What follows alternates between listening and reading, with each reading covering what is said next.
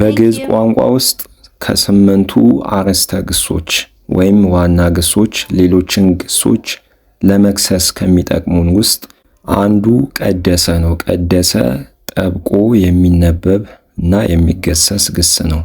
ይህ ግስ በውእቱ መራሂ ወይም ደግሞ በእሱ ተውላጠ ስም ሲገሰስ እንየው።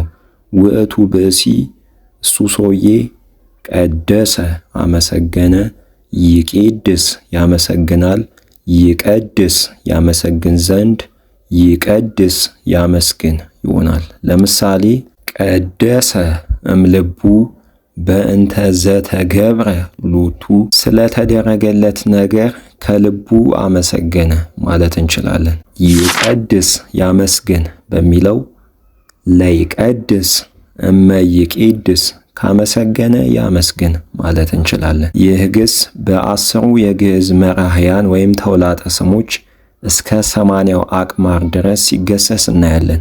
የእናንተን በኮሜንት እጠብቃለሁ።